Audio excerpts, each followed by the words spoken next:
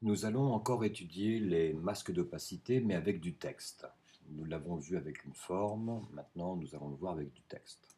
Donc encore une fois, j'ai mon image, j'ai écrit un texte, j'ai créé un texte, et ce texte, je vais le vectoriser, parce que je vais lui appliquer un dégradé. C'est juste pour ça. Donc je vais dans le menu texte, vectoriser. Voilà, maintenant mon texte est en dessin. Je peux lui appliquer un dégradé, mais ce dégradé, lui, agit sur chaque lettre. Je prends donc l'outil dégradé et je vais tirer un grand trait. Voilà, et donc maintenant, j'ai mon dégradé qui court dans tout le texte entier, et non pas sur chaque lettre.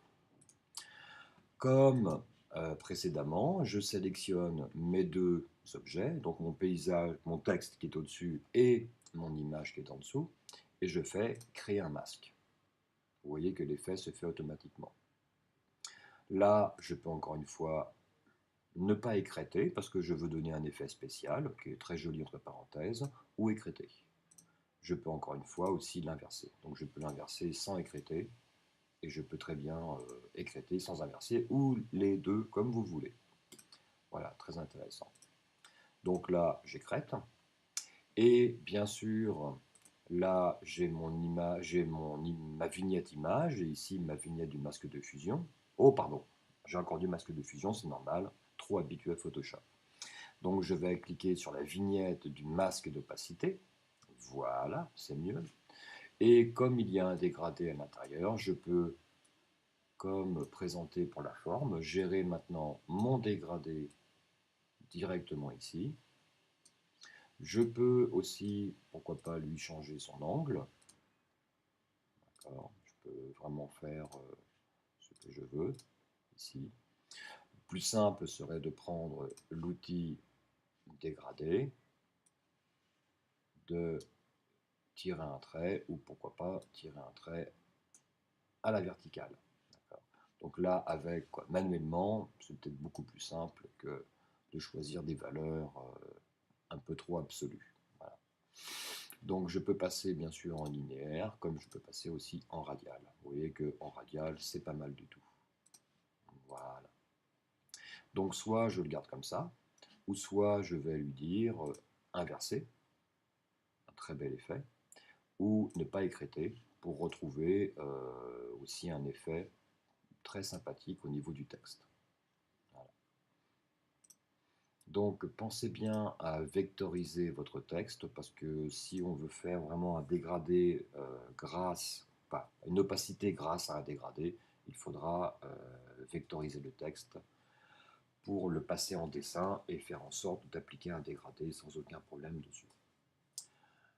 Voilà, j'espère que cela vous sera utile. Entre parenthèses, juste pour le final et pour le plaisir, je peux bien sûr,